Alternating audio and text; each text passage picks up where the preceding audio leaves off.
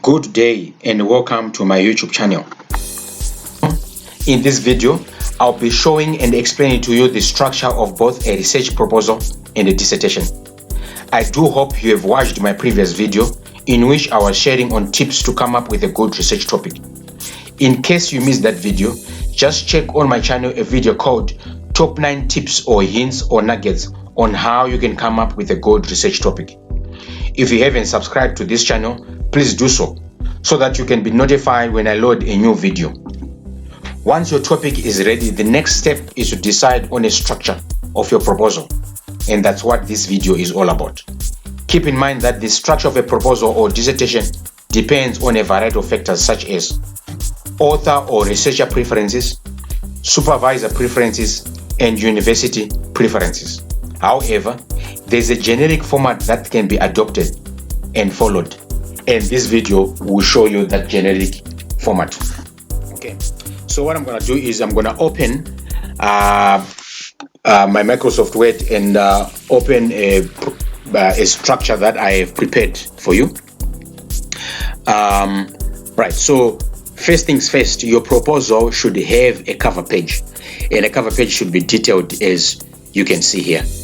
Okay, dissertation proposal, the title itself, and by who, the student name and the student number, and then you have to put your student details there, contact details, phone number, email address, and then just a statement that says this proposal is submitted in fulfillment of the requirements for the degree, master's in computer science or PhD in information system or whatever qualification that you're studying towards, in this following faculty at this university, and your supervisor, and then you put their title, doctor or professor, and then you put their surname here and initial first name, and then the co-supervisor. If you do not have a co-supervisor, so this section should be out.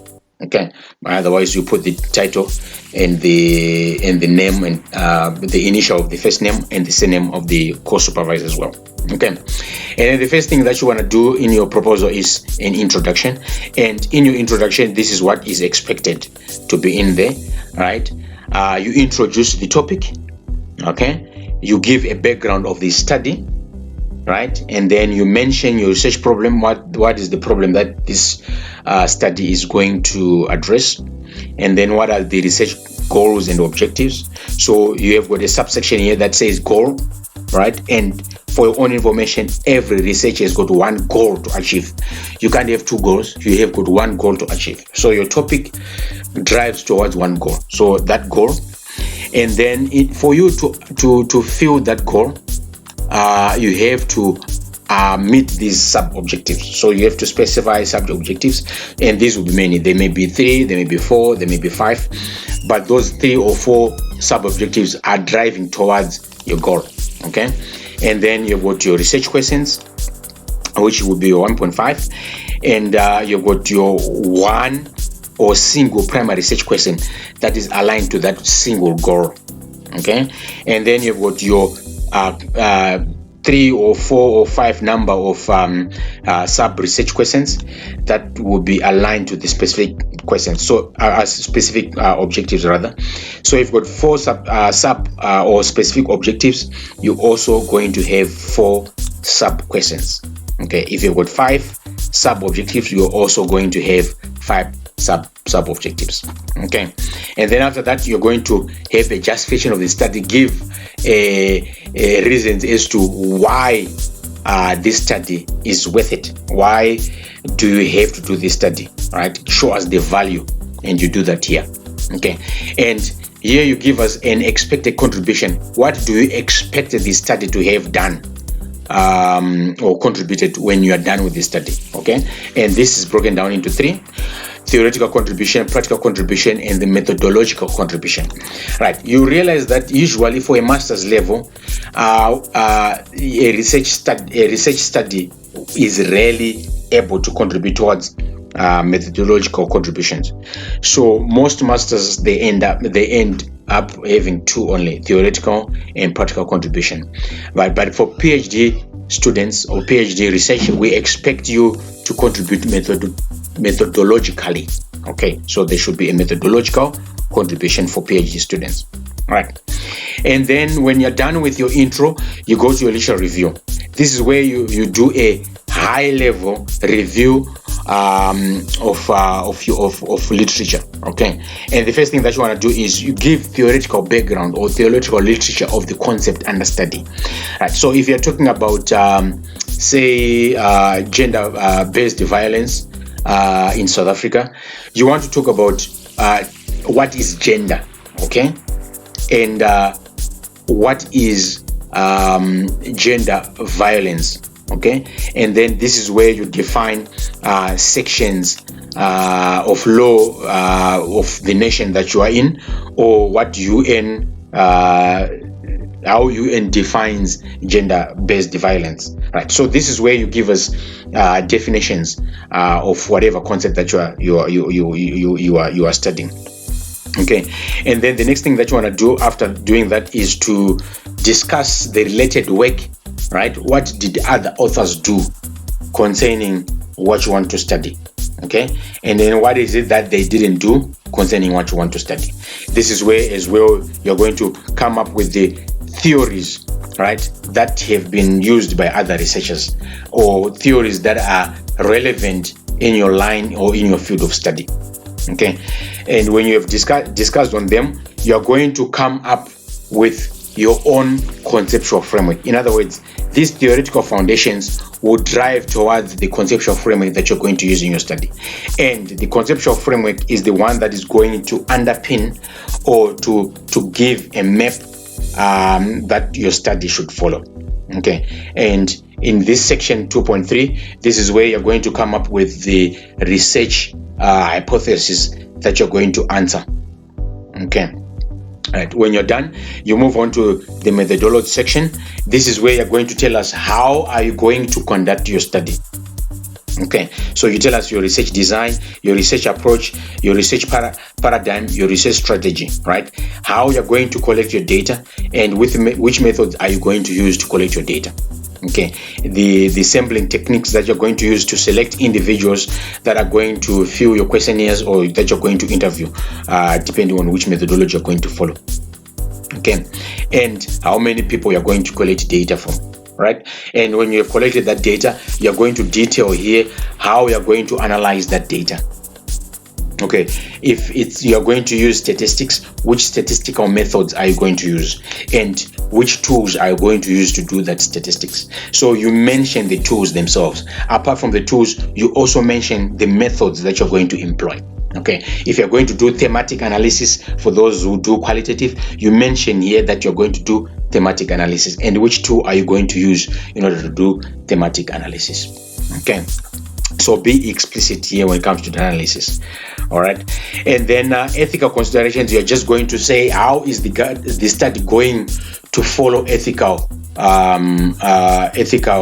considerations, right? In other words, we are saying when you're collecting data, right, there are rules and regulations that you have to follow depending on the university, but there are some that are global, right? For example, you don't pay people to fill your questionnaire, right?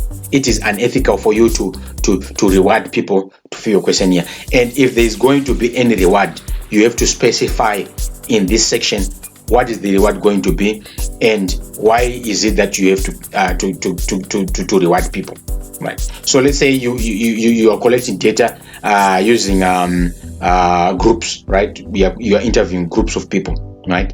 And they all have to come in one place. Maybe you are going to give them transport money. You have to mention here that you're going to give people transport money to come to a central location. Okay, and you have to find out the limitations as far as that is concerned, and you have to specify as well how much are you going to give the participants so that they come. So in the case that where they are meeting up to collect data, the cost is, let's say, 15 rand. All right, are you going to give 15 rand, or you're going to give 30 rand, or you're going to give 50? And you have to justify as to why you're giving 50 and not 30 and not 15. Yeah, so that's the whole point about ethical considerations. All right, and then the last section is about references. You put the references that you've cited in the actual document itself. Right. There's one hint that I might want to give you when it comes to a research proposal. A research proposal should not be big. It should not be a large document. Remember, you are only proposing. Okay, so you just have to give a high-level overview of what you intend to do.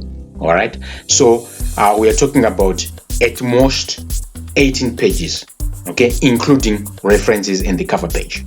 But otherwise, 13 pages should be sufficient for people to understand what is it that you want to do.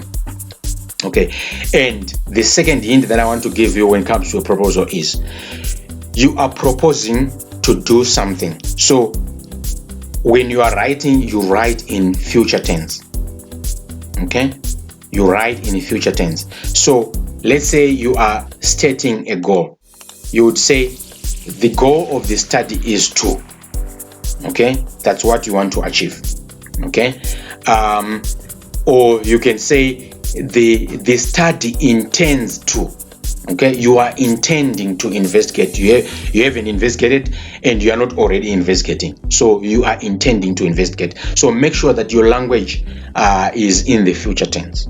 Okay, that's hint number 2. So this is a generic proposal structure that most universities follow. One or two might be off, or there's some extra subheadings in between that others follow, but the main headings themselves, right? 1.0, 2.0, 3.0, 4.0, and 5.0, they are basically the same. They don't usually change. One thing that I might want to add to this probably is time frame. Okay, some studies, some universities, they consider a time frame. Okay, so you might need a time frame there that you are going to follow. Time frame.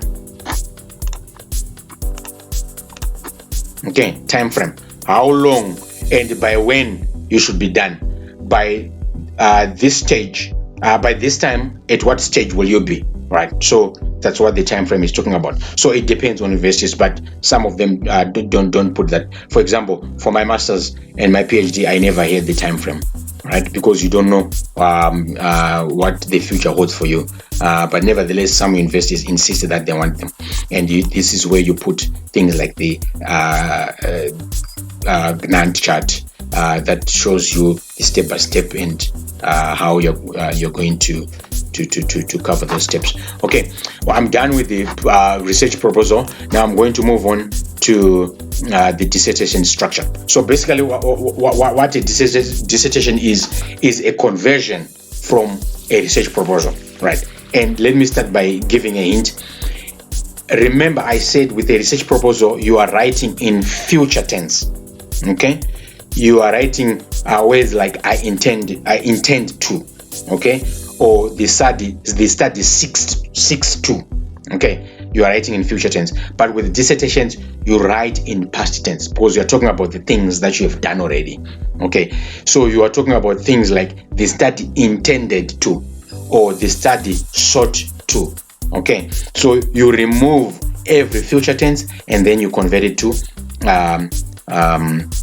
a past tense, right? And then apart from that, a dissertation now has got chapters. A proposal does not have chapters. A dissertation will have chapters. So where you had 1.0, you'll be actually writing it as chapter 1. Okay, chapter 2, literature review. Chapter 3, research design and methodology. But in a proposal, you don't put chapters. Okay, so in a dissertation, you put chapters. So take note of that. All right. So again, the cover page is basically more like the cover page for a proposal. We have got a title and by what student, but you don't put your phone numbers, right, and your email. The reason why you don't do that is you don't want external examiners to have direct contact with you. Okay, so you don't put your contact details here. All right, and then you fill those details, which is being done as a degree of Doctor of Philosophy or Master of Science in whatever, in the information systems. That will be a faculty. Then you put the name of the university, and then the supervisor, you put their title and their name and surname. Usually is the initial of the first name and the surname. Then co-supervisor, you put their title there and their name and surname, and then the year that you have submitted. So if you submitted in 2019, you put 2019. If you are submitting 2020, you put 2020 here. And then we also have a footer of your student number. So SN standing for student number, and you put your student number there.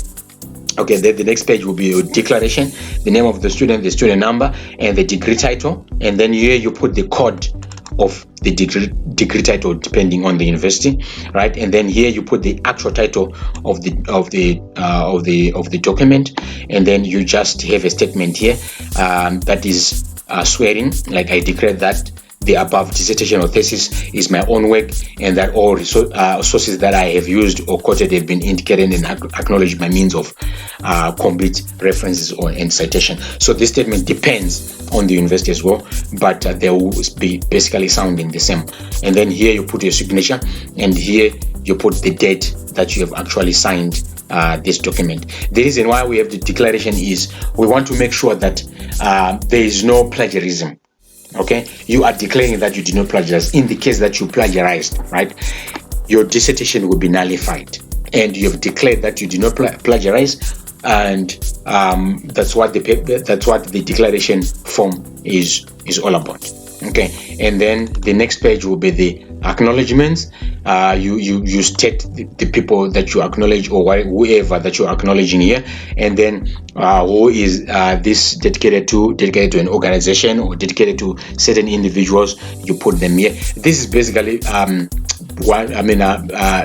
single paragraph of probably 5 to 10 lines. Okay, but you can fill the whole page anyway, but you don't want to go into the second page. Okay, and then from then on we go to the table of contents, and I'm going to spend much of time on the table of contents, but I want to bring to your attention that when you are putting page numbers, right, we are using Roman numerals, right, but the cover page should not be numbered. Okay, so the numbering starts on the second page, which is dedication, and I have a Roman numeral 1 here, and then the next page will be Roman numeral 2. So everything else will be numbered in Roman numerals until you get to the first page of the document. That is when we are now getting into the actual document itself, right here, after the table of contents, right? The table of contents is ending here. Then after the table of contents, that when your actual numbering will then be starting page number 1, page number 2. Okay, coming back to the table of contents that shows us the structure, right? These things I talked about them at the top there up to here, right? So table of contents, this is where I am. We have got a list of tables that follows after the table of contents, list of figures that follows after list of tables, list of acronyms, right? If you've got acronyms in your document, you define them on this page, right? So example, if you say IT or IS, IT, which stands for information technology, so on this page, that's where you say IT stands for information communication technology. Okay, but keep in mind that the first time that you use IT in your document, you write it in full, and then in brackets you put the acronym there, and then going forward you can then start using acronyms. That'll be fine, but the first time that you use it, you have to make sure that you write it in full. And then after that, abstract. I'm still going to record another video that talks about an abstract, how to write a good abstract that will give full information about your document to the reader. Okay, and then the next thing is the publications that you have written so far. Okay, and the publishing houses that have published them.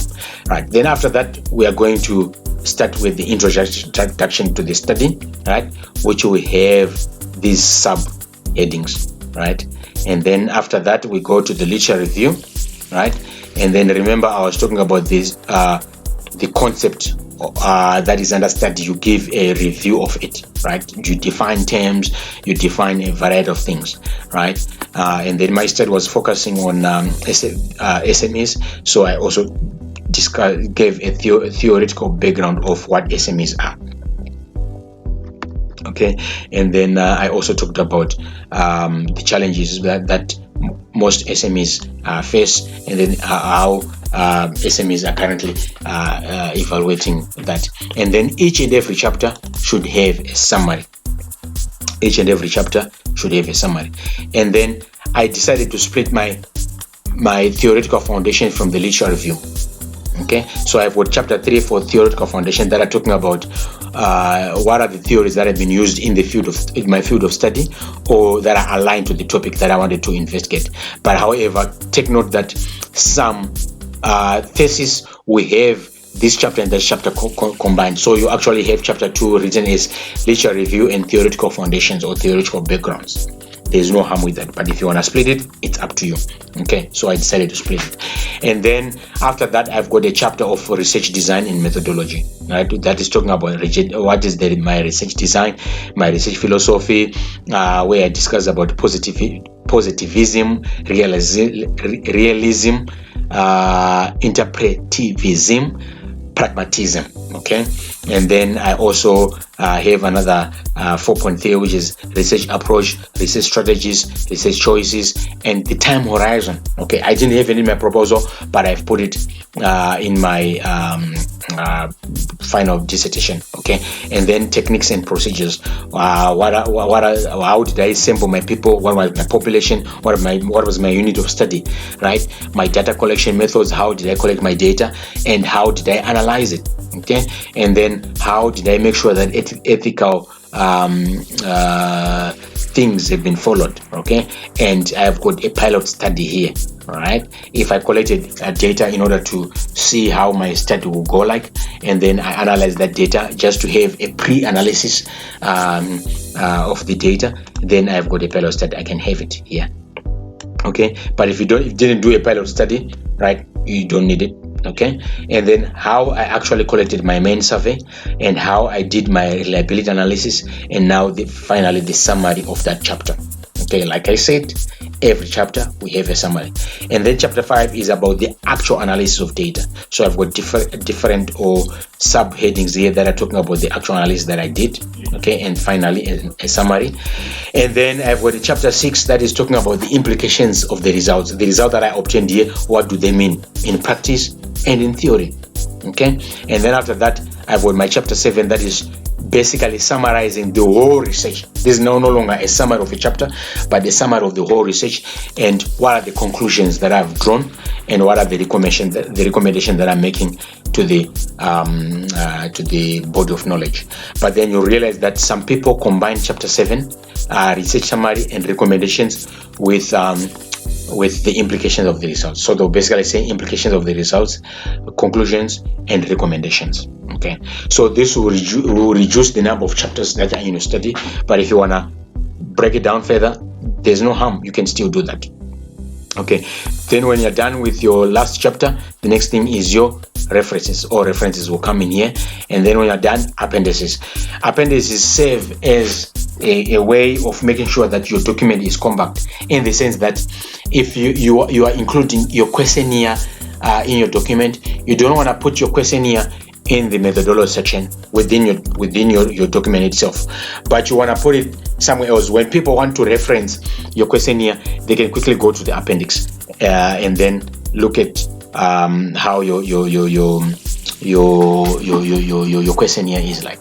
And then if you've got tables that are too big and you don't want you to waste space within your document, you can put this table in the appendices and then reference the appendices in the actual text where you are referencing that table. Okay, so that's what appendices serve. And then when you're done with the appendices, then you know that your structure is perfect. So basically, this is what the structure of a dissertation might be like. If you want me to share this just put in the comment section that please share the structures, and then I'll share both the proposal structure and the dissertation structure. Okay, so that was the purpose of this video, just to show you the dissertation and the proposal structure that is commonly followed by individuals and universities, right? But you are also free to consult with your supervisor and with the university to find out if they are okay with their structure. But there are minor changes that you're going to do to these structures. Okay, thank you for tuning in to my video. I would like to hope that this video will be of benefit to you and will give you a start as to the structure that you have to follow. Again, if you haven't subscribed to this channel, please subscribe, and remember to click on the bell icon so that whenever I upload a new video, you'll be able to get notifications on the new video that I've uploaded. Thank you for tuning in to my channel, and keep in touch. God bless.